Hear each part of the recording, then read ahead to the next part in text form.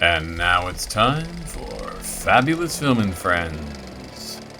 Hello, loyal film fans. We're busting out S.H.I.E.Lds first with our 99th episode and want to do something both timely and topical. So we're going to look at Marvel's Captain America films, replete with the newly released Captain America Brave New World. I'm your host, Gino Caputi, and I'm joined by Joe Field, author, hypnotherapist, teacher, and comic book store royalty, named after his Uncle Joe, who owns Flying Colors Comics in Concord, California. Welcome back, Joe. Thanks. Glad to be here. All right, before we celebrate the Red, White, and Blue Avenger, here's the overall synopsis of all the films rolled into one. The Captain America story centers around two men, Steve Rogers and his friend Sam Wilson. In Captain America, the First Avenger, it's 1940. World War II is in full swing, and frail but determined Steve Rogers undergoes an experiment that transforms him into an American super soldier. He leads troops to battle against Hydra and its leader, Red Skull, before sacrificing himself in the Arctic. Frozen for 7 years, Steve miraculously wakes up in the 21st century, and in The Winter Soldier, Steve makes friends with fellow soldier Sam Wilson while struggling to adjust to the modern world. The pair, aided by the Avengers Black Widow, uncover a Hydra conspiracy within S.H.I.E.L.D. while facing the Winter Soldier, who turns out to be his once loyal childhood friend, James Buchanan Barnes, known as Bucky. In Civil War, Steve turns against Tony Stark, aka Iron Man, as the Avengers fracture over government oversight, forcing him and Sam to go on the run to protect Bucky. Now, in Brave New World, Steve's mantle is taken up by Sam, who faces political and global challenges while proving himself as the new Captain America. So are any of these films worthy of the red, white, and blue, the stars and stripes? Let's find out. All right, Joe, you just, with Captain America fresh, or Brave New World fresh on your mind, let's rank them. In terms of quality and enjoyment, rank them. Absolutely. At the very top, I put Winter Soldier. I would say followed by Brave New World, then Civil War, and then after that, I would put First Avenger. Birds of a feather. No pun intended. Exactly how I'd rank them. So let's dig in. I'm gonna go first. My show, my talking. I'm going first. I absolutely, this time around, look, little Harry Knowles long ass backstory. I saw First Avenger with my little 5-year-old son Dante in 2011 at the Directors Guild screening, and he was bored out of his mind and we walked out. Then I took him to a real screening at some theater in Concord. Again, bored. No, we saw it with a double feature, and we couldn't finish it again. It was the second movie. I think it was with Thor or whatever. We couldn't finish it again. And then I think I finished it on video. I just freaking hated it in 2011. I finished it at some point, didn't like it, and then saw it again for this podcast, and I just hate it. It's just, I do not understand that was a hit. I do not understand how people, now it's sort of beloved. It's the only thing it has going for it is Chris Evans. Chris Evans is really good in that part, in that movie. He slowly kind of gets worse as the series goes along, but for that movie, he's pretty good. But the rest of the movie is a pile of crap. A 10 pounds of crap stuffed into a 5-pound bag. There's just so much going on. You can't get. I'll give it the first half hour is fine. It's fine. It's all fine. It turns to crap the minute the Star Spangled Man is over. I'd say the minute after they're like, nice costume, sweetheart. That's all pretty good. And then the minute he starts going on missions, it just becomes a shit fest. And I'm bored. I'm still just like, God, this is boring. So you're nodding your head. Talk to me. First Avenger, just the worst. I mean, it really is. What's remarkable the most about it is how boring it is. And I think it's such a shame because it's such an interesting character and idea, and it feels like this was also during a time when Marvel was really trying to get its footing on whether or not it was going to follow the Fox tradition of belittling the fact that they're dealing with superheroes and trying to make them more cool agenty types Yeah. in a very grounded reality, or whether they were going to go more comic booky. And so I feel like a lot of the narrative in First Avenger is this weirdly cut up version of both of those things, where it's trying to go, oh, well, like, this is how they would talk during the 40s. This is what they would be doing during this time, right? Mixed with ridiculous, far out there, just superhero glorified nonsense. Which I love superhero stuff, so it's not like that's a like I hate superheroes or anything. It's just it's done so poorly and executed, just awful. There are so few things that I found really redemptive. It is surprising how many people look back on this movie with so much affection. Because even when I first saw it, I think I saw it also in Concord, probably at like the drive-in or something like that, and I remember thinking then that this is kind of boring. I didn't really care for it all that much. So, coming around to it now, watching it, I'm like, it's a wonder that they ever made any additional movies after this that were superhero or Avengers related. Well, I watched the Avengers.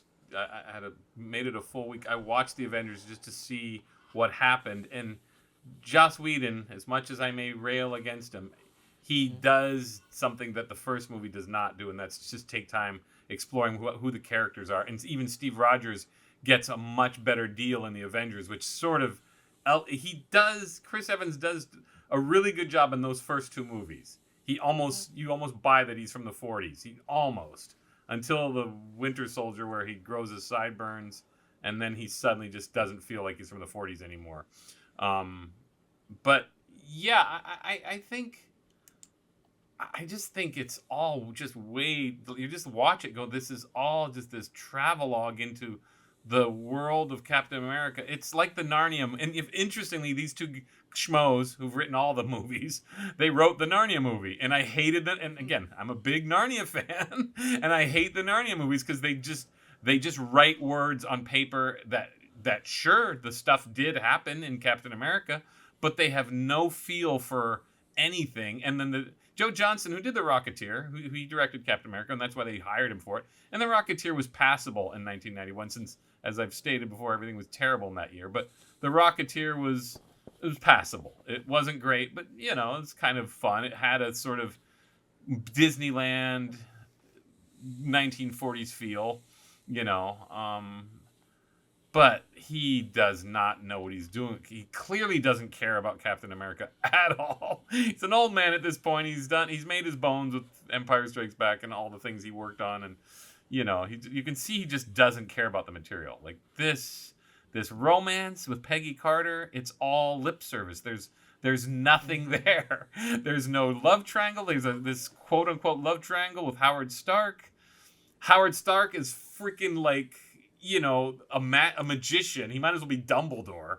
It's like he can do it's just all just awful. Like nobody struggles. Nobody does anything. And again, it's so offensive to me.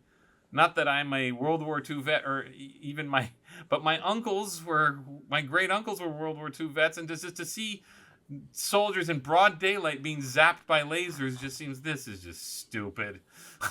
I mean, it's like Pearl Harbor with Michael Bay, the Playboy Mansion produces World War II. This is just dumb kid shows produced. This is awful. I'm fine with, Raiders of the Lost Ark is their obvious template. Raiders of the Lost Ark works because nobody knows it ever happened, right? But once you have soldiers, World War II GIs running around getting zapped by lasers, that means it happened. Like, well, no, it didn't happen. So stop this offensive bullshit. People actually died during this war. It's like and it's just frame after frame of shit. Like, I just don't care what's happening. The minute he goes off to save Bucky, and this whole Bucky thing makes it worse. It just keeps getting worse and worse because Bucky and him have this sort of friendship, but it's all lip service. So when he dies, like, oh, who cares? And I know full well the story of Bucky. I mean, Yeah. it's like it was this big dramatic thing. Captain America was always like, to Rick Jones or whoever, no, you'll never be able to hold, no, I can't be responsible for another youth, like all these corny Captain America comics where he can't have another partner because of Bucky. But it matters because it happened gradually over time. So this movie can't hope to like create that sort of history. So you're just like, I don't care. This is dumb. The casting is dumb. The Howling Commandos look dumb. I mean, what's his face? Star Trek, Lieutenant Hawk. What's his name? Conservative actor. He's just in Homestead or whatever. Yeah, I know who you're talking about. He plays Dum Dum. He's like the worst. He's like the worst possible character to act. He's a fine actor. It'll come to me in a second. But he's playing Dum Dum Dugan, and it's like, yeah, he's bad. That's just bad casting. He doesn't seem like him at all. I mean, he's like a Ben Grimm type. He's a New Yorker with the stupid hat and the mustache. Anyway, it was always corny, but it seemed like Stan Lee stuff. And anyway, I just... Well, that's the problem, is that this is another example of how, like, it takes a leap to make a good superhero movie. Like, you take a running start, and either you fall short, you don't do it all the way, you make it so grounded that it's no longer a superhero film, and that can be okay, or you go full superhero and you land on the other side.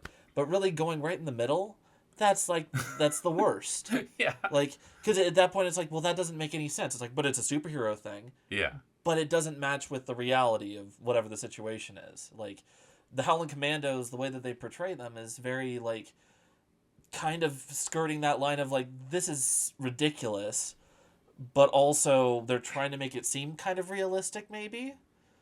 But it's definitely not.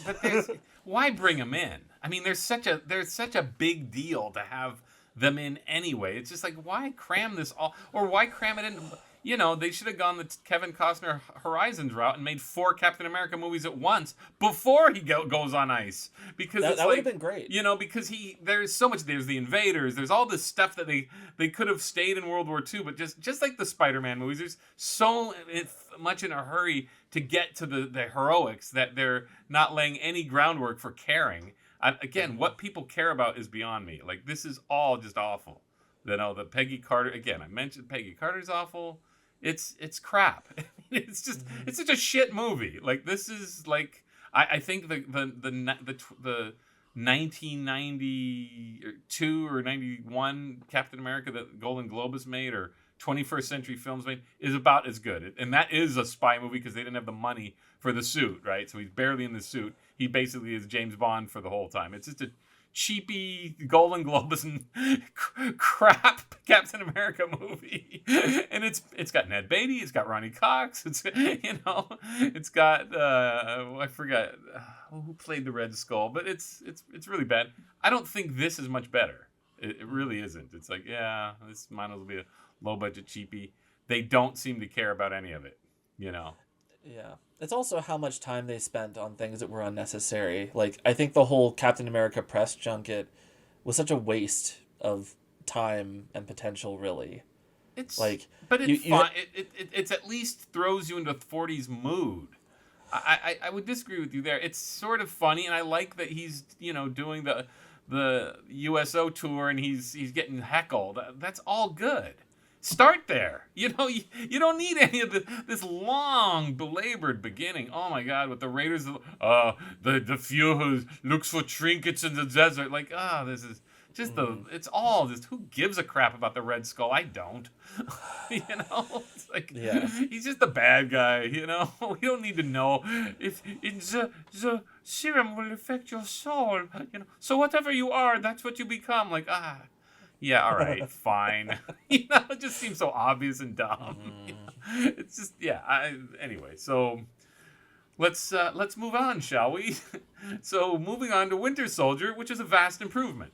It is astronomically better. Yeah. Take it away. What's better?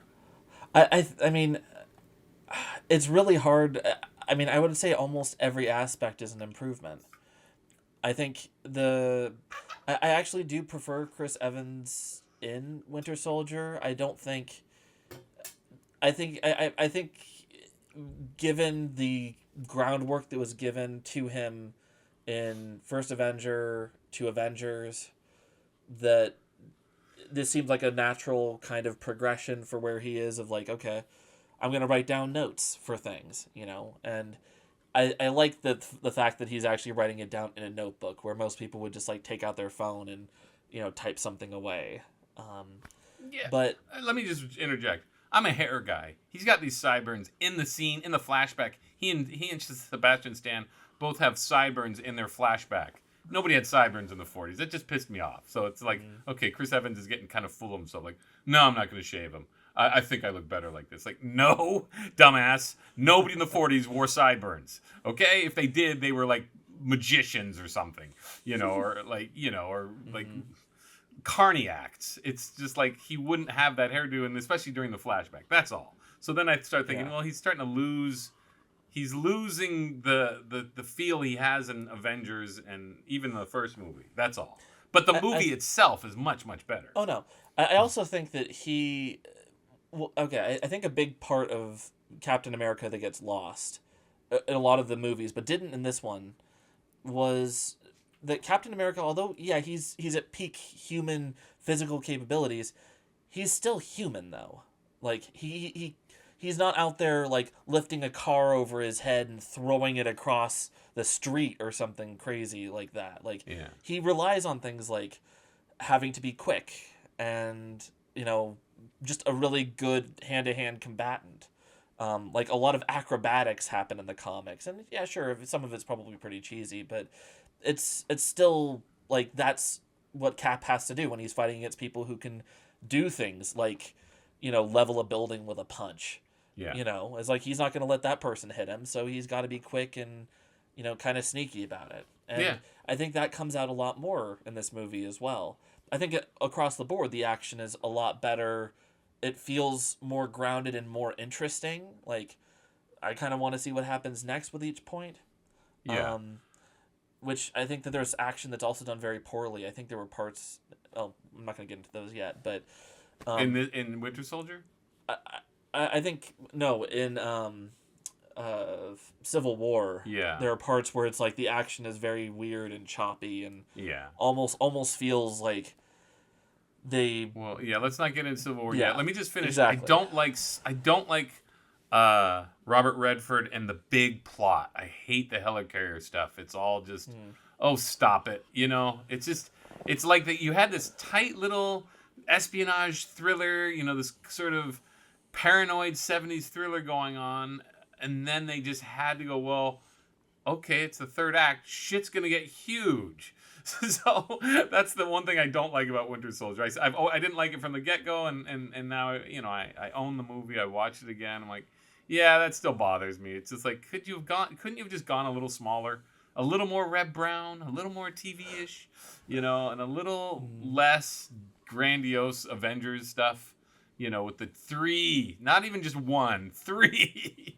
And the plot is pretty good now. Like, going back, I'm like, okay, that's pretty good that they're trying to circumvent crime before it happens, which seems fairly realistic in light of the last 10 years we've lived.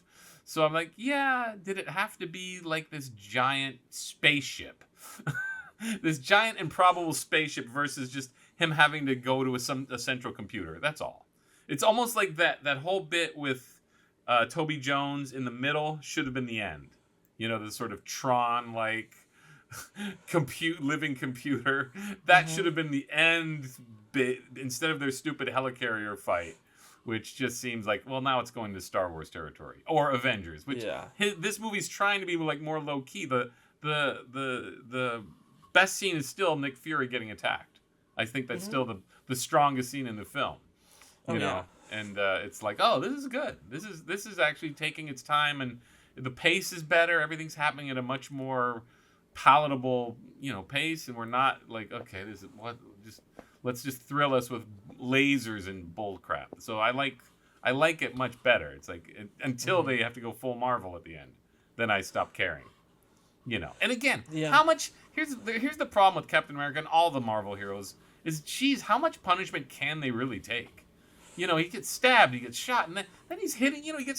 He's always getting thrown on the top of a car. Well, no matter how strong you are, you can still rupture your spleen, like he's the force that he's going, he's still gonna die. Like, okay, you can still Mm-hmm. die. So he's just accepting all this punishment. It's just all it gets silly. Like, please, somebody define what he can and cannot do, because like these giant falls and stabs to the gut, he's still gonna bleed out, super strong or not. A lot of strong people die. So it just Mm-hmm. gets like, stop it. you know. Yeah, I mean, I think so. I think the point about, um, I think the point specifically about maybe making the scope too big at the very end. I think that's true, and I think that there's also, like, there are other ways to accomplish the same kind of worries about like the nanny state situation. I mean, if I don't know if you ever watched Person of Interest I did TV not. show. Yeah, It was, I know of it. anyways, Yeah, but like it never required helicarriers and stuff, but it's a similar idea of like there are cameras everywhere. You can predict things before they happen. yeah. What happens when the machine decides that it's going to do its own thing? Well, like it, I mean, an Eagle Eye does the same thing, which Right. was, Yeah, I've you know, seen that was one. And was the Hydra plot is fine. It yes, just seems like they got scared and said, well, people aren't going to be happy unless we have a giant ship blowing up. No, I'd been much happier with a much more low key pace. You I mean, know. I think it would be. I mean, I think it could be a more interesting movie if instead of it being like, oh yeah, we're just gonna like Hydra has operatives almost in every area of government. What's gonna happen? We're gonna take out all the different people who stand in the way of them taking over completely. Yeah. Have them all targeted by, I don't know, the assassins or this same machine that causes it to look like accidents. Well, they've Or done this a whatever. couple times with villains. They do it in Avengers: Age of Ultron too, where they bring in one of their sort of long-standing villains and then get rid of them. Batrock's another one.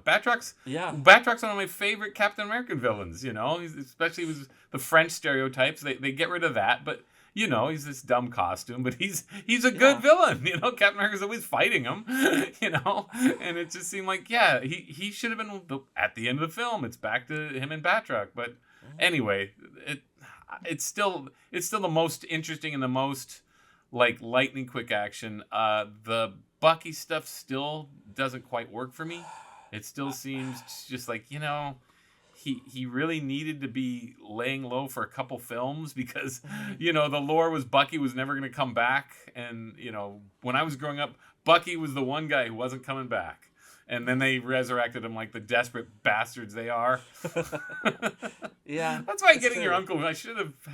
I drive by that. We should invite him because that is sort of like they crossed a line. We should talk about those sorts of Well, things there was an because they entire. crossed a line. Like, wait, Yeah. I thought Bucky was like the sacred cow that you're not going to bring back. I And mean, there's a great like comics illustration for anybody is interested from like the Silver Age of like it's like a time travel one where they go back in time and Cap's like, I'm gonna save Bucky, and he still fails, yeah, and it's called Death Be Not Proud. The typical very. was it a what if? It wasn't a what if. It was Oh. like actual Avengers mainline continuity, but it was like basically they went back briefly during World War II, fought some Nazis, and then got shunted back. Cap tried to save Bucky from exploding off on this Zemo's plane that's Yeah. flying away, Yeah, but fails. yeah, And it's like, okay, even if I could go back and redo it, I would still have failed in this. yeah.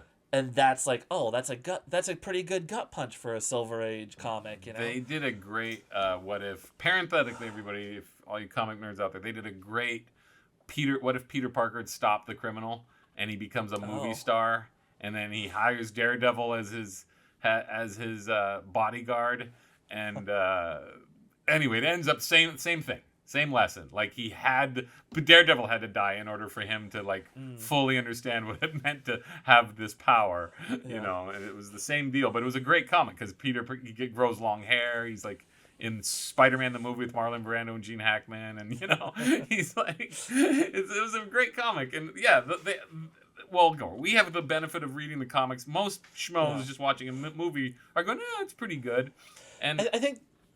Sorry, go go on. ahead. I'm just saying, overall, Winter Soldier is a pretty good movie. Potboiler, whatever. You watch it, you go, yeah, this is pretty entertaining. I think that Winter Soldier, and I think that Bucky point, it's a good point. I think that a lot of the emotional impact of it is also lost just with how they decided to characterize Bucky from First Avenger. Like, having him be the guy who was constantly looking out for Steve, like, okay, yeah, I know that they're buddies, but it doesn't create the right dynamic. Like, there was almost like, I mean, there are plenty of parallels that people draw between Batman and Robin, right, and Captain America and Bucky. Yeah. Because there's almost like a father-son dynamic. Right. And having Bucky be already the big kind of tough guy of the relationship, it just kind of messes with things in a way that doesn't create that same emotional draw that you would have otherwise. That's a great point. I've never even made the big genius. I've never come up with that point. That's absolutely true. That's absolutely true. I've always sort of wondered, like, why isn't this working? And you've just hit the nail on the head. It's because Captain America is his dad, basically. And so it doesn't work. It's all just sort of, and that's why it meanders. Yeah. And that's why it gets worse. Let's segue into Civil War. It's freaking as irritating as Frodo and Sam in Civil War. I'm like, there's nothing that can redeem Bucky. Nothing. Mine is at the end of the movie when he sees that, and that's my big beef with the film, is essentially the end of the movie is the beginning. Like, we sat through 2 hours of horse shit that wouldn't happen in a million years. And then we got the final thing of Bucky killed Tony's parents. And it's like, well, that's when the movie starts. And Cap should be like, you know what? I don't know this guy. Take him away, Tony. Go ahead, Tony. I get it. There's no way, like, why does he keep defending this guy other than they're just gay lovers? Because this is stupid. And it's like, I can't relate to this movie at all. I don't understand the first half, I don't understand what Cap's fighting for. Because if you're going to bring reality into it, and that's the problem with the Civil War comic book, too. It's have you read that comic book? I haven't read it. I've read like the synopsis and changes and stuff. Well, I've read it. I dug in and read it when it became the thing, and it's a gun control metaphor. And it's weak. It's a weak metaphor. It's my problem with all comic books. Like you grow up with the simple comic books and then you start trying to get more complex. Frank Miller brings it all in, like, ooh, complex political, sociological,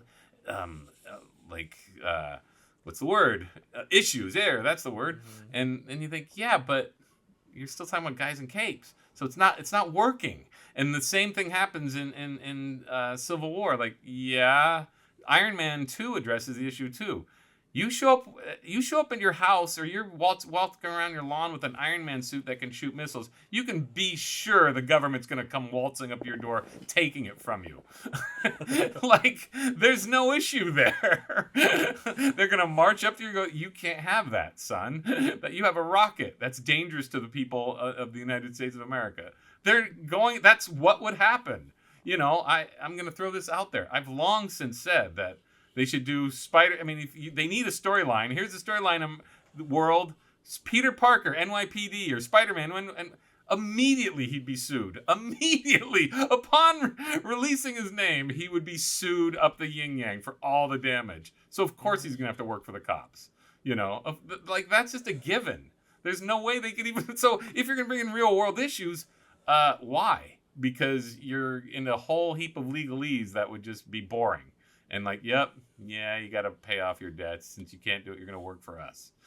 It's just what would happen. And then, so you got this in this movie where Cap's going, yeah, but what if it's the wrong hands? It's like, oh, you think of this now? And honestly, even in both the comic book and the movie, it should be Robert Downey, or Tony Stark is the guy who opposes it, not working for the government. It's like, this doesn't make sense. Just in order for me, a rooting interest in the story, it seems like Captain America would be the government stooge, So maybe. That's my issue. It's like there's no issue here. He would just follow orders. If he's a big believer in following orders, like he did, he would just follow orders. It doesn't make any sense to me. Tony Stark's the guy going, nope, can't have it. Sorry, and that's all you have to do is switch leaders, and the teams make perfect sense. Because in a sense, Tony Stark would probably not like the whole mind. Wouldn't really. So Cap, Bucky, Wanda, Hawkeye, they've all been mind controlled, right? So that makes okay. I can see why they'd all say, "Hey, give Bucky a break. He didn't know what he was doing." But Cap's gonna follow the government. It's like that's what he. Yeah, no, okay, take it away, because then you get the John Walker syndrome. You know, well, I get it. Like well, Cap doesn't always follow the government. I mean, and I think that the previous movie shows that to some extent, like why you should be cautious. Like, yes, work with the government, but ultimately, like, you should also be cautious of the people who are in charge. Like, I mean, if Hydra taught them nothing at all, or, I mean, seeing how they were able to infiltrate everything, and that was because of the U.S. government. I mean, they're the ones that hired on these Hydra scientists and let them do whatever the heck they wanted to, I guess. So, I mean, that's them. Like that's the U.S. government that was responsible for all of this. And but I think Tony going for it just seems corny. Like, I think Tony going for it feels weak from the start. Yeah, like, it automatically is a non-starter. Like he wouldn't do that. It's like, okay, look at him in the Avengers. Guilty. And again, I watched the Avengers, and again, he's the leader he's leading the charge of I'm not trusting the government. Yeah, he's the one who tells Cap.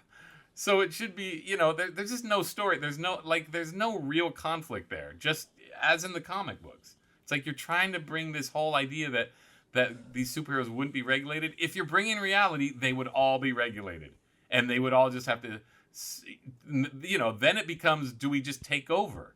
And that's where Tony and Cap can disagree. Like, well, why don't we lay low? But Tony should be like, all right, I say we just take it over. I can do a better job managing. Then we'd have something. If they thought of that 10 years ago, then we'd have a real story as it pertains to today. Mm-hmm. With Elon Musk. You think, wow, this is pretty cool story. But it's just, I don't buy at all that Tony would fall for this. So it's a weak conflict for the first 2 hours. And then Bucky's doing so much stuff that, like, okay, he's being framed. But in the end, he wasn't framed for killing Tony. So honestly, the movie should begin with Tony getting a tape from Zemo of Bucky killing his parents. Yeah. There's where your story begins, and then like I say, everybody sort of sides with Cap or they don't. So I just feel like it's a colossal waste of time. And I mean, the hero. Oh, go ahead. No, I think there's all of that. I think also this is an example of them jumping the gun on a storyline they weren't ready for. Yeah. And like so many other storylines, I think the worry is they're like, oh, we want to start off. We want to have X-Men and Fantastic Four, whatever, whenever we could, but like they want to do the cool storylines that everybody loves as soon as possible before the characters are ready for those storylines. Correct. And this is, I mean, I think they did the same thing with, I know a lot of people love Endgame and Infinity War. I think they probably started that up a little bit too quickly too. Well, in context, I actually like Infinity War. Someday we'll tackle those. I think I hate Endgame. Not hate, but Endgame was a huge disappointment for me. Yeah. I just found it so boring and like just endless like superhero mashup. I might as well be playing action figures. Like, can you please define Thanos' power? Because for God's sake, Thor killed him when he didn't have the gauntlet on, or when he had the gauntlet on. How hard is he to kill now? He doesn't have anything. It just seemed like they were just drawing it out. Like, oh my goodness. That I guess audiences really just want these long, boring battles all the time. In Civil War, I mean, the fight between Cap and Iron Man is really good because it's fueled by hatred.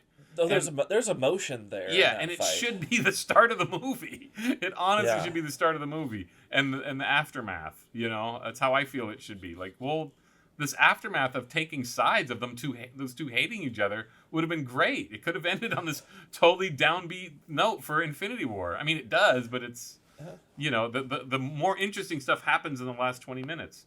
I mean, I think it would have been also much more powerful having, again, that Civil War, all that stuff later had more time to develop Cap and Iron Man as, friends who butt heads frequently. Yeah. Like, but always there's that mutual respect. Because really, they've only been in, 3 movies together at that point. Right. And, okay, we see some of it, but not really. Like, they're not friends in the first Avengers movie. Right. They're barely even allies by the end of it. Yeah. So, I don't know. I think that they, yeah, I think that they went too quickly with the Civil War storyline, and I think that ideologically, like, they just, like, the Sokovia Accords. Okay, it kind of makes. I mean, like, it makes sense, but they talk so little about what's actually going to happen with the Sokovia Accords, like Right. what actually goes into it, how Right. this is going to be carried out, No, what it's this it's means for meaningless. anybody. It's just a It's name, and like, it sounds stupid after a while. yeah, it's like, oh, okay, so And why? you're Wait, taking away the fact that Sokovia was saved essentially. So it's like, they all these issues, they still stopped more. Yes, it's a tragedy, but they still stopped this enormous bomb from going off.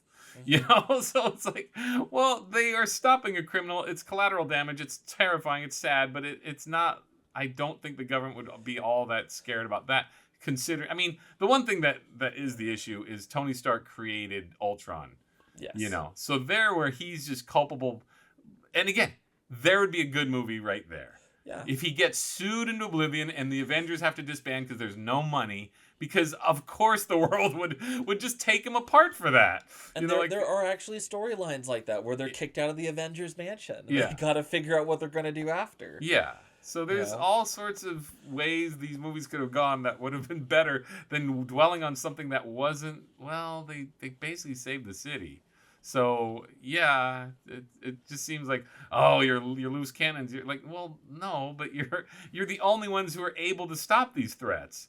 So it just seems like the I agree. It just all feels kind of random. Like, they're just, as you say, they're just trying to rush it in and make the Mm, story work. And it does. I just get so bored by Civil War. I mean, I'm really bored for the first. I like the fight at the airport only because it's what you always wanted to see, which is all the guys fighting each other, and mhm. it's pretty good. Except they ruin it with Peter Parker being a movie nerd, which is not Mhm. Spider-Man's deal. Like that old movie, Empire Strikes Back. It's just, Also, I I don't know hate any stuff like teenagers that. that would say that either. No, nobody would say Like, it. And it's not like it's not the most obvious move that he has to explain it. It's just bad writing. It's just yeah, fan servicey, stupid nerd writing. Like, what's the most obvious thing you can do with webs? I would bet trip somebody. yeah. you know, like the web line in Spider-Man 3. It's the most obvious use for it. You're gonna knock somebody on their can with it. So why would you? It's just dumb, and that's my only fault there. And again, they never give Spider-Man his due. You know, No. because he can stop Bucky's arm. Like nobody can stop Bucky's arm but Spider-Man. He's already stronger than everybody there. Which Spider again got to go to bat for my hero Spidey. They never Yeah. give him his due. He should be whooping like Falcon. Falcon's not going to stop Spider-Man. But to me it's unsatisfying. Why are you always giving short shrift to your best hero?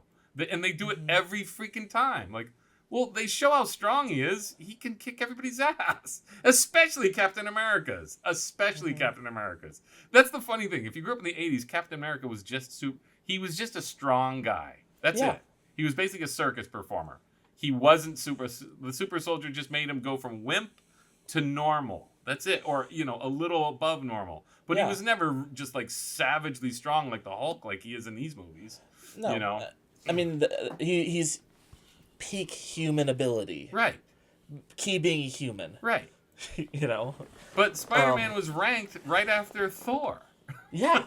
No. They No. used to like in Spider-Man is hung on all those tons. little Steve Ditko explanations. He was number 4 on the list. So it's like, why do you keep? What's this idea that you want to make him a nerd and like just Mhm. totally feckless? No, he should have just kicked Winter Soldier and Falcon's ass for me to make it more like, oh, cool, this is a cool fight. I mean, also like Peter Parker. I think one of the part of the charm of the original comics, right, is that he's a nerd in the original comics. Like he's a dorky kid, but he's extremely smart. But '60s nerd, meaning Yes, he's 60s smart and nerd. he's quiet, and then Yes, he smart and slowly quiet. becomes really cocky. Oh yeah, he Yeah, becomes cocky, yeah, but also as like his persona with Spider-Man, like he's able to be completely cocky and smart aleck and talking back yeah, to people and making fun of people and causing them to lose their cool. And yeah. we don't see any of that with this Spider-Man at No, all. Like we no, see him like, "Oh, I'm sorry. I didn't mean to yeah. do that." and it's And like, I think that's Tom Holland. It's probably why they chose him. I'm sure yeah, Robert Downey Jr. and Chris Evans didn't want anybody. They probably didn't want to deal with Andrew Garfield, because Andrew yeah, Garfield would go toe to toe with them. sure, And it's just like I just feel like they wanted somebody affable, but it ruins his character. But that's a Spider-Man discussion. But in yeah, this movie, it's fine. Like, I'm liking Spider-Man, except for the fact that once again they just want to diminish his abilities. When they show a scene of him stopping the hand, like, okay, he kicks ass, but they can't do it. They just can't, because like Anthony Mackie and all that. We're getting into the Brave World soon, but he's not that formidable. He's got wings. yeah, Wings for Spider-Man. It's basically the Vulture, who's he's an easy villain for Spider-Man to fight. It's like, well, so he's the Vulture. And anyway, it's just like, why must they do this? Why? I mean, but they do it with Ant-Man too, because Ant-Man's also diminished by Paul Rudd playing him as a joke. Because that's not the deal with Hank Pym. He's a super genius too. So I mean, I guess this whole Scott Lang thing. yeah, But I find it tiresome. A little like, okay, they always have to undercut how cool their heroes are, and all for Captain America to look amazing. And it's like, I'm not. Captain America: Winter Soldier suffers mainly, in my opinion, that I'm rooting against Cap. I'm like, yeah, I don't buy his arguments whatsoever. If you're gonna set down the law like this, he would follow the law. I don't understand this rogue spirit in him. yeah, or at least make it a little more clear that he's fighting on the side of like personal freedom and stuff like that. Like, I think also with this movie, it very much comes across that he's just doing whatever is going to benefit Bucky the most, Right. regardless of whether or not it's actually what's better for everybody else too, Right. which is a very selfish aim for your friend. Yeah, and I feel sorry for Sam Wilson, Anthony. I feel sorry for the Falcon in it, because it just seems like he's dutifully following Cap, even though Cap's stupid and out of his mind. Yeah. It's like, no, I'm on Tony Stark's side in Civil War. I don't get how they even called it a Captain. It really should have been called Avengers 3 or whatever. Yeah, it doesn't make any sense Yeah. why they have it as a Captain America title. Yeah, and which leads us now to Brave New World, which I think my first thought, why the hell, given that it's a total sequel to The Incredible Hulk, is Mark Ruffalo not in this film?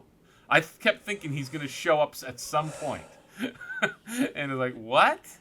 So, thoughts, Joe? I think that part was very interesting. I mean, how many callbacks to the Ed Norton movie, like, they had, which... Well, let me break in real quick. I loved Tim Blake Nelson. That's the only highlight in The Incredible Hulk was Tim Blake Nelson acting like a total science nerd. He was great.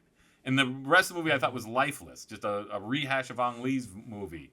But then suddenly Tim Blake Nelson shows up, and the movie's going somewhere, but then undone by a just crap CG fest in Harlem and all at the end. It's like, this is awful. It's been so long I can't... Well, I was all for Tim Blake Nelson being the leader in full leader hit, but could you ask for a worse? Oh my God, they should be fired. Those makeup artists fired. My God, that was the cheesiest head I've seen in a long. That's Star Trek Next Generation bad. That was just crap. So I'm sorry, I had to get it out. Go ahead. No, it's okay. I agree. I think it's interesting to me because it has felt for so long like they've tried to distance themselves from the Incredible Hulk, even though it's a part of their own continuity. Yeah.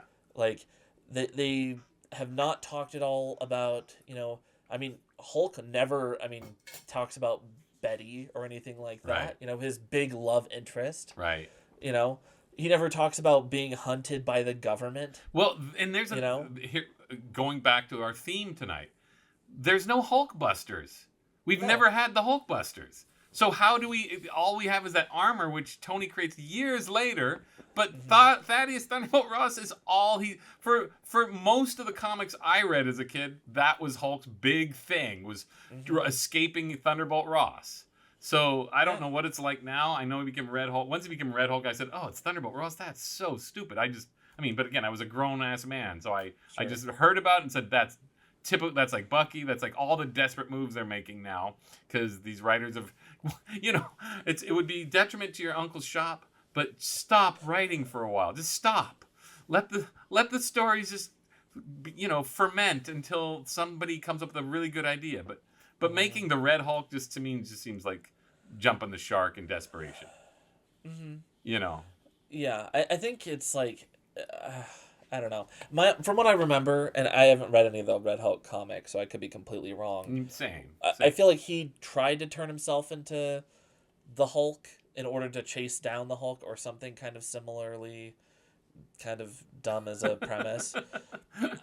I would say that at least here, it's actually like kind of interestingly borne out in the movie. Yeah. In a much more interesting way than I would have ever expected it to be. I was fully expecting, Harrison Ford, that for, Ross to just be like, oh yeah, I've been taking these because if we ever come across one of those terrible threats again, I want to be the one to be able to beat everybody down. And it was much more interesting than that. It's a revenge by turning your enemy into the thing that they had hated the most, that caused the most grief in their entire life. Right. That's so much more interesting. Again, and they did that. I rank it. Well, the plot was good. I liken the film was underwhelming for sure, but I liken it to Spider-Man: Far From Home, which wasn't a great movie at all, the Mysterio one, but it had the best plot, which is the nerdy scientist who show off wants to be Tony Stark and worked for Tony Stark, and he's shat upon by Tony Stark, so he wants revenge. And I thought, hey, that's a good plot. That's legitimately the best plot they've had in the Spider-Man movie, and this in this case, even better in some ways than Michael Keaton, because Michael Keaton's plot. So this time I'm like, yeah, that's a clear cut, easy to follow. Doesn't seem like a load of horse crap. Revenge story. And my only problem with it is they just threw Tim Blake Nelson aside and didn't really use him. Because, him with the big... I know the comics made the leader look like a giant brain. That's a bad look. The best look for the leader is the big, long head. That's what it was for so many years. And he was always a great villain with all those rubber men that, you know what I'm talking about? His, rubber troops that he has to fight the Hulk. Oh. He has these rubber that can't the more you hit them, the more they just come back. And so Hulk's just smashing them all the time, there's all these fun little things that the leader does that they never set up with another Hulk movie. And so here it's, as you say, it's like, well, we can't have Banner being hounded by Ross because it never happened. The Avengers, there's no backstory. The only backstory we have is Ang Lee's Hulk. And that was still not the levels of where the comic took it, where it is extreme. It is the man hunting him and obsessing over him and ruining it. His daughter is ruining his daughter's relationship truly. And he's an Ahab character. Correct. Correct. And so it's not there. And why would you not bring Mark Ruffalo into this film and have that at least play out in a couple conversations, between the two of them, So it just seemed like, well, this, I guess in this case, Falcon, and I don't see, hey, big question of the day. Did Anthony Mackie succeed as the new Captain America? Because I keep calling him Falcon. He just seemed like a second banana in his own movie. I mean, I really like the character of Sam Wilson. Sure. I think he plays him very well. I think he's one of the most likable characters in any of the Captain America movies that we've talked about. And the Avengers. He's a good actor. He's a likable actor for sure. Sure. He's likable. He's nice to have on the screen, and he delivers some really great lines. Do I think that I don't know that he replaces Cap, or I guess if we're calling him Captain America, Steve. I don't know if he really replaces Steve, but I think that the movie does a fairly good job of showing, you aren't just filling in his shoes, you're doing your own thing with this too. And that's not going to make everybody happy. You're not Steve Rogers, but that doesn't mean you're not Captain America. So like, what was it that Bucky says to him briefly in the movie? Spoiler. Yeah. Something along the lines of, Steve was somebody that you like. He was like an ideal to reach, kind of, but you're a person to aspire to be, or something like that. Yeah. And I think that I mean I more or less buy that. I mean, I think that he does a pretty decent job ultimately, He still but seems like the Falcon to me, though. he's still the Falcon. I mean, Yeah, he's flying the around. wings and everything. It just doesn't seem like he's become like, because I think Anthony Mackie as an actor for sure could be Captain America, but he has to be Captain America. The wing deal just goes, well, yeah, but it's not Captain America. It feels like a Falcon movie, like that's Yeah. all. And I will say, to its detriment, as much as it was much better because it wasn't so laden with dumb sort of woke philosophizing. It felt like just a good episode of the series, this Falcon the Winter Soldier. So it felt better. It wasn't, but it didn't quite get there. It had a good plot, had a good story, but as a movie, it did not feel as big as even Civil War or even First Avenger. It just had this sort of small time feel to it. I think that it. I mean, I will say I feel like this movie learned a lot from, what is it? The Falcon and the Winter Soldier TV series. I don't know if you ever watched it. I did. I saw the whole Oh, thing. yeah. I thought it was terrible. Good. I did too. I thought, you know what was most offensive for? Undermining both Baron Zemo and Sharon Carter. Like, Oh, yeah. they just Sharon ruin Carter these, especially. They just ruin these characters. I felt at least like with Zemo, like, because learning that it's Zemo in Civil War is like almost a gut punch of like, really, this is what you're doing with this character? Like, this is how you're gonna treat this character? Like, he was a special ops guy. That's it. But they already set it up. So then to already set have it him up become that the way. like charming debonair like Joker, like what? Yeah. But at Desperate. least he wears the mask, so hey, that's something. I'll give him a point for that. I guess. But- It just seemed like his character changed like completely. Yes. Well, yeah, and I think Marvel is. I mean, I think the Marvel directors are their own worst enemies because they don't all have that unified vision No. of what they're supposed to do, and they all carry it out in different random weird directions. Sharon Carter, I know very little about her, but just in terms of her character in the first two movies, then for her to become, oh well, the snap happened, so I had to make money. Like what? Yeah, as the power broker. Or Yeah, whatever. horrible. Yeah, I don't buy that either. I think it's stupid, and it's like, oh, so they've horribly mistreated and misplaced this character. Yeah. And now we're gonna make it worse. Right. Like, but anyways, I mean, my point in bringing that up is that I feel like they learned from that series, which I thought was very, like, overladen with political messages, and like it burdened down by it almost, to the point where I'm like, I'm not enjoying this. I feel like I'm being preached at this whole time. Yeah. And to hear where it's actually been, like, there's still certainly messages to hear, but it's a lot less. It's a little more subtle. Not saying it is completely subtle, but I feel like that was almost like their trial run, and then this is the actual product they got, which it's still not perfect, but No. I could see myself coming back and rewatching it at some point in the future and Yeah, not being upset by it. I didn't. So I saw it. For one thing, I saw it in 3D IMAX vision. This. Are you aware of this? So now they have 3 screens. So there's 2 screens on the wall, the side walls. I paid $16 and I thought I was going for a matinee, and I'm like, the hell's this? $16. And I was all mad about it, and then I realized I had paid for some premium screening with 3D vision. So I was actually distracted. Like, okay, it's weird.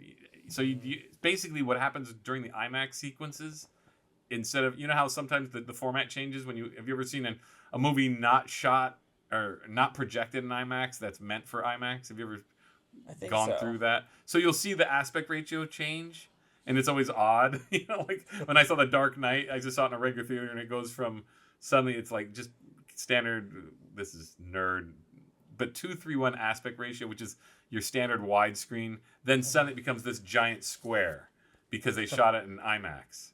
So like so because you've been to an IMAX movie, right? Yes. Yeah. So it's like this. It's a square screen, and it's enormous. So they have to suddenly change the aspect ratio. So this would happen, and then suddenly the two screens on the side would have images on it. So basically heads and stuff, blurry heads or freeway or buildings would be on the side, like during the big chase with at the end toward the Celestial Island. You'd see a lot of the aircraft carrier, the clouds on your sides. Totally distracting. I kept, kind of looking over, going, what? But it's all blurry. It's blurry so you don't focus on it. So it just seemed like, what the hell did I get into? So I do want to see it again without all these looking around going, huh? Because it's like a Viewmaster kind of deal, like a 3D movie. You know how 3D movies can be distracting, which is why they never caught on. My wife was asking about it because I was telling her about it. She goes, "Did 3D? How come 3D?" I go, "Because it's distracting. It's like looking at a Viewmaster. You stop paying attention to the story, And it can also be pretty headache-inducing too. Well, this wasn't headache-inducing, but I felt like I really wasn't watching the movie. I kept trying to okay, I got to focus on the center screen because I kept going, hey, where did they put the foreground? Hey, where's the glass? So it was distracting. So I do need to see it again just for that simple reason.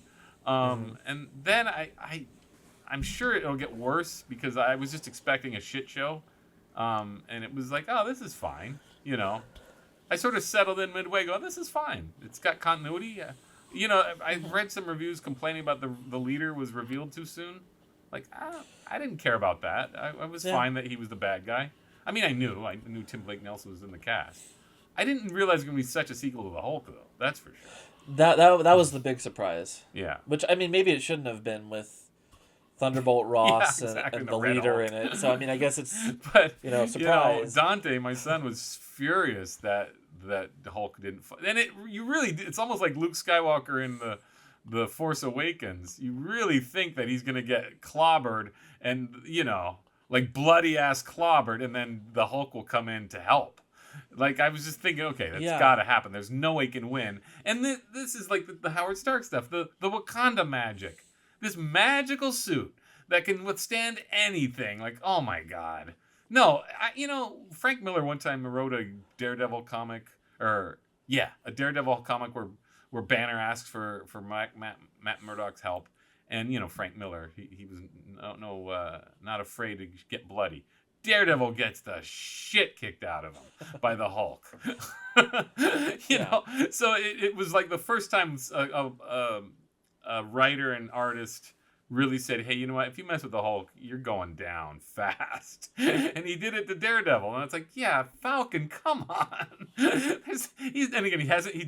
Out of principle, he did not take the serum.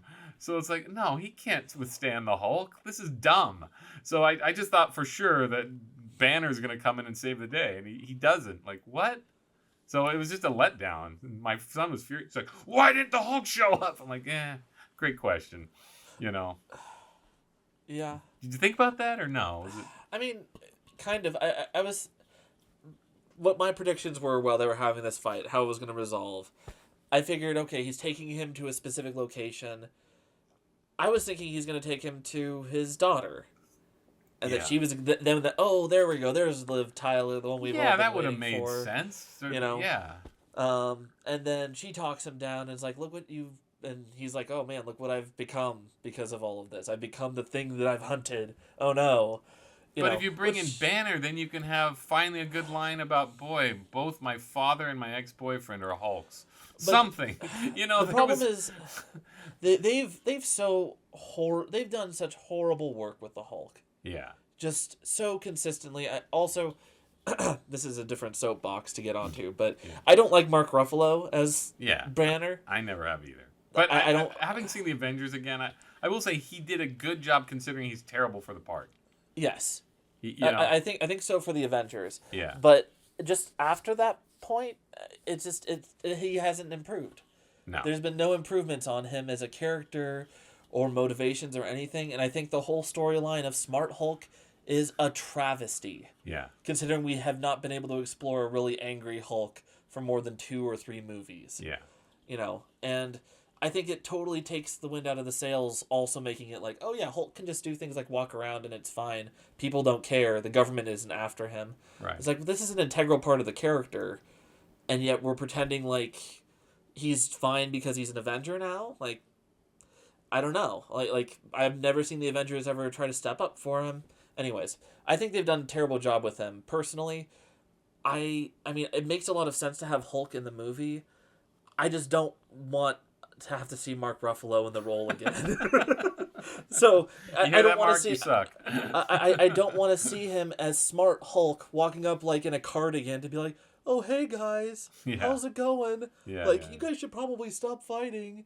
Like, I don't. Well, know. again, the Marvel, all Marvel directors have failed with Marvel action. You know, yes, they just have. I've gone on this soapbox many times on this podcast. If you've read the comics religiously like I used to, the Marvel action is what it's. You know, that's their deal, and they've failed it completely, especially with the Hulk. Again, the Thanos fight, on and on and on. It's constantly failing.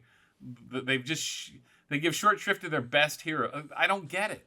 You know, where, you know, real quick in Infinity War, just that scene where Falcon, Scarlet Witch, and Captain America take down the children of Thanos, and it's a cool scene, but Vision is, again, he's another one of these nearly unbeatable guys who's totally just a pussy. Like, what the hell? So what? He got a little ripped. Vision is the character.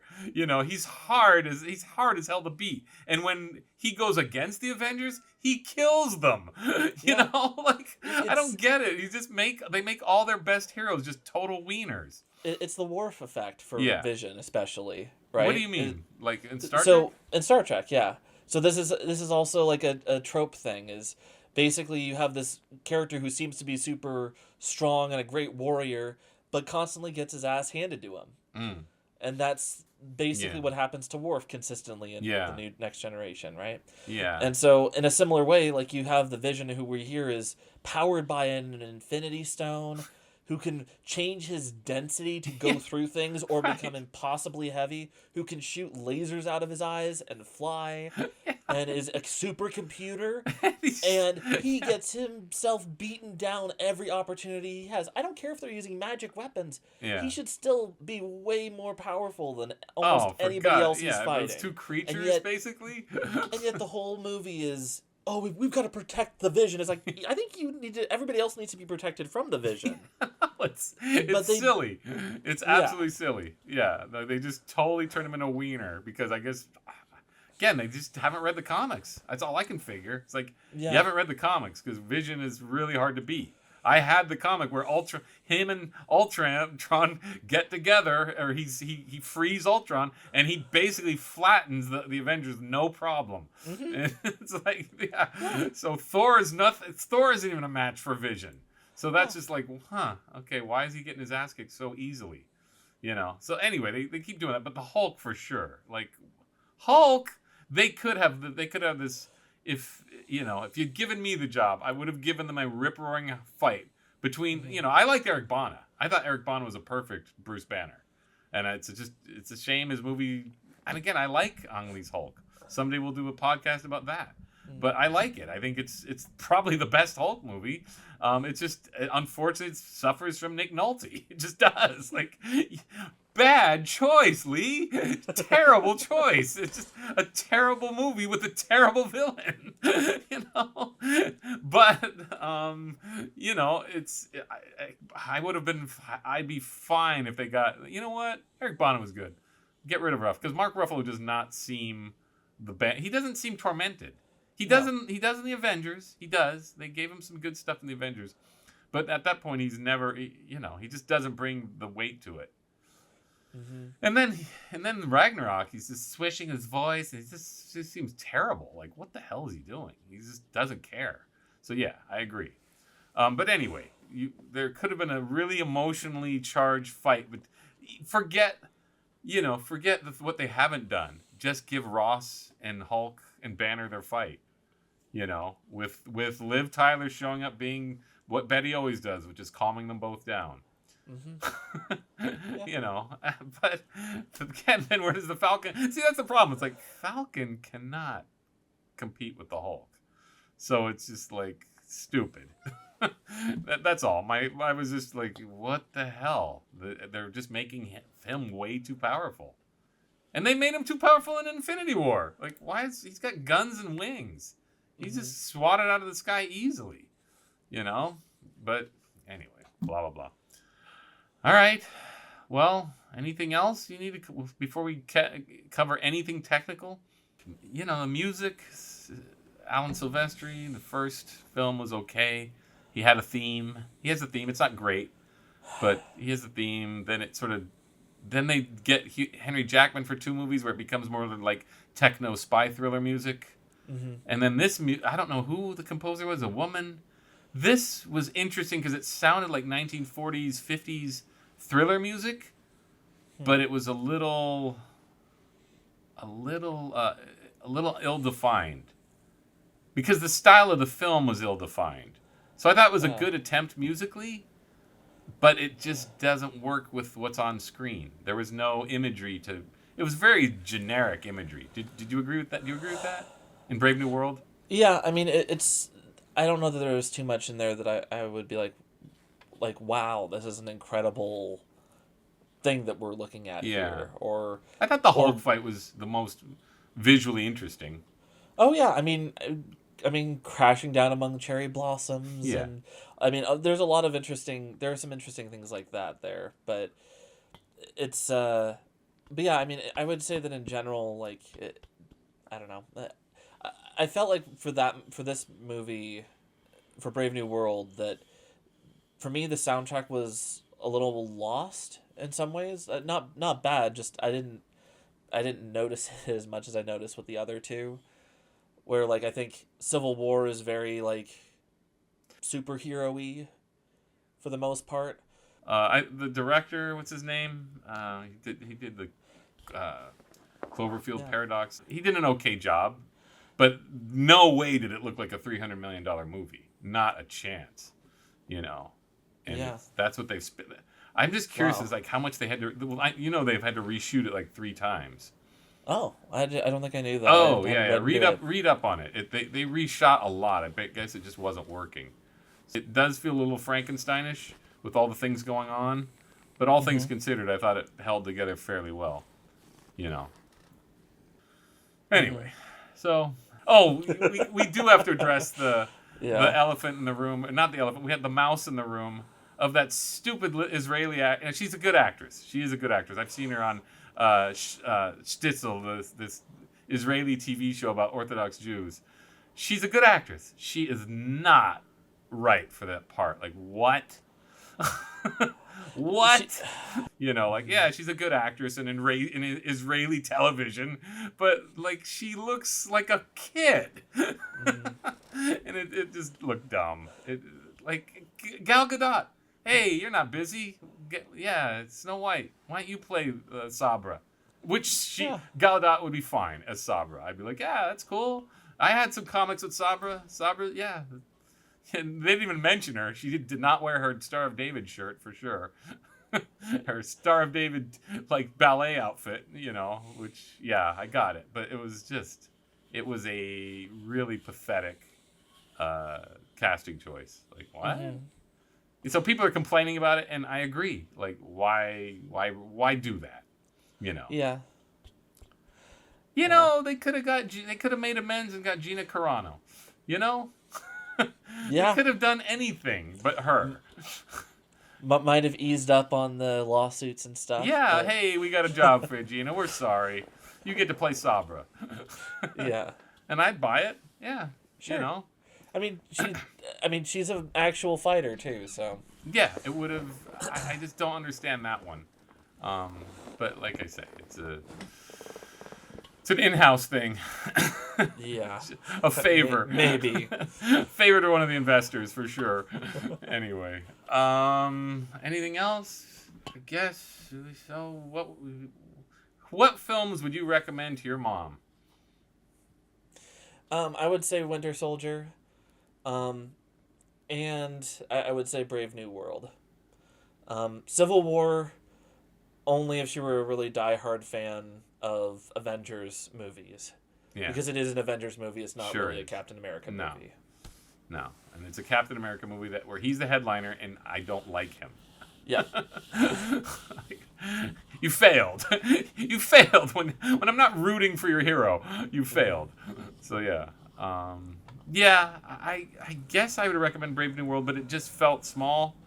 Mm-hmm. Like, I don't think anybody who's not into comic books would even care. You know, there's just nothing there for anybody who isn't into the whole comic scene. So that's a bit of a failure, but it's not, again, I don't know why people were gearing it up for it to be the worst. It's just, like, I was starting to get into that too. You know, I was like, yeah, this is going to suck. Like, who knows? And then when I watch it, I'm like, yeah, this is fine. Yeah. But that's about it. It's okay. I'm certainly not raving about it. And as we discuss these 4 films, it only occurs to me that and even Winter Soldier, let's face it, does Winter Soldier rank up there with The Empire Strikes Back or Blade Runner or even Rocky? It just, no. Will this really matter in a few years? I can't think of, is that just the Marvel curse that none of these movies ever really matter? I could imagine Winter Soldier having some staying power so long as we continue to ask that question of, is it better to desire freedom or security? You know, I mean, but it doesn't exploit it in enough for where we were really puzzling about it in that film, are we? Because again, it goes into just special effects and tedium at the end. Well, yeah, I think, yeah, I think it delivers the message. I mean, this is by no means a Citizen Kane movie. Yeah. Like, of like, this is gonna break everybody's minds. But I think, as far as like just the Marvel canon in general, like, this one is probably upper like 25% of all the movies they've done.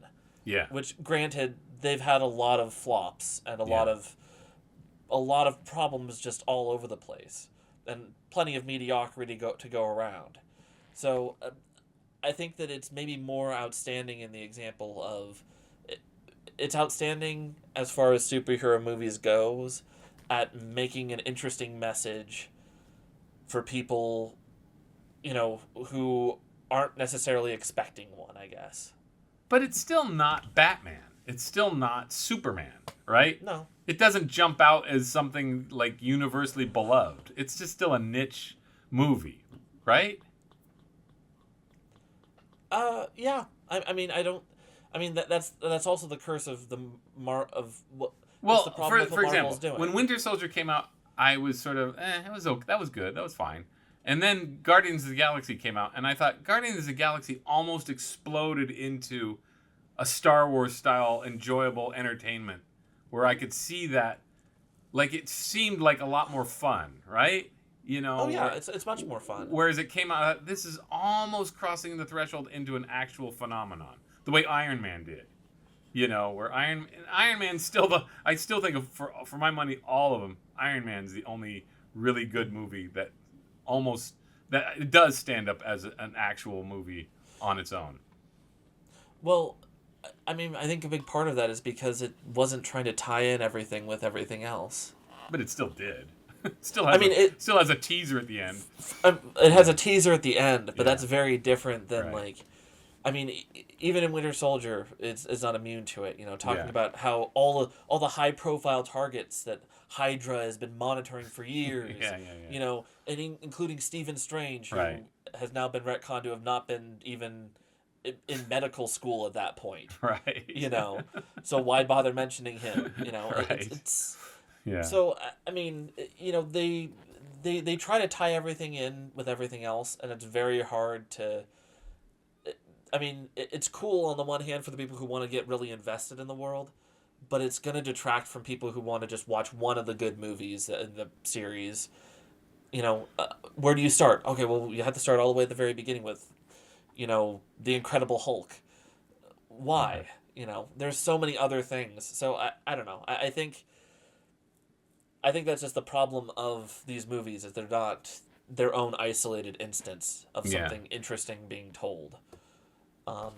And because it doesn't have that sort of self-containment, it doesn't. I don't think it has a great staying power unless you want to stick it through with the rest of the movies. Well, that's an interesting question because I watched the 4 Captain America movies, then I started going, well, let me see, let me refresh my memory because I hadn't seen Avengers in about 10 years.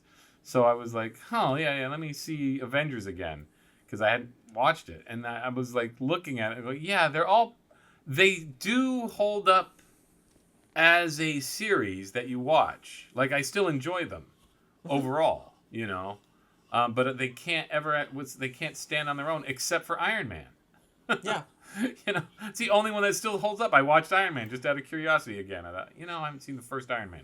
How does that hold up? I go, well, this, good or bad, big or small, is still a contained, legitimate movie on its own. It's the only one, you know? Yeah. It's true. Yeah.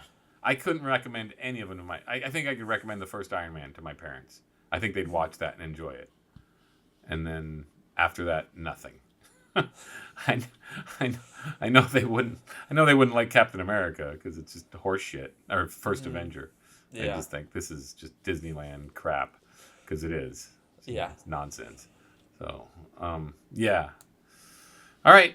Well, that's it. Thanks, Joe. Anything last to say? It seems like it's a pretty negative podcast. I didn't intend it to be because I was pleasantly surprised by Brave New World. I like those too. I think the big challenge is that there are so many different ways to interpret the same characters, and especially with Captain America, who's supposed to be almost like this mythological, like, legend from history, who also represents America maybe as it should be rather than what it is. It's hard to kind of portray that in a really great way with one single definite actor. Why does Superman do it though? Well, I mean we've had kind of a similar discussion with other Superman movies too. I mean, I think Henry Cavill does a good job, but I think the way that they portray Superman is entirely wrong in those movies. Sure, but Superman, even when they're doing badly, just jumps out as something you're going to see. Why is that? Why doesn't Captain America resonate the way Superman does? It's the same idea. In fact, they're always sort of paired against each other when it comes to Marvel versus DC. You know, they are sort of like the counterparts of each other's universes. I mean, I personally would blame First Avenger, I don't think did a whole lot. I think for as much nostalgia as some people have about it, there are probably a decent number of people who are like, maybe I'm just not into superhero movies. Yeah. You know, maybe I just don't care for Captain America as a character. He's boring. And I could see that. You know, I could see that being an interpretation of things. And at that, I will leave you, Joe. Thanks for being the only one who wanted to join me on this quest. Of course, happy to be here. Nobody else is remotely interested. All right, loyal listeners and watchers, we'll talk to you next time. Thanks. All right, bye, Joe. Okay, have a good night. You too. Thank you for listening to Fabulous Film and Friends. Copyright 2025, a Bel Air Films production.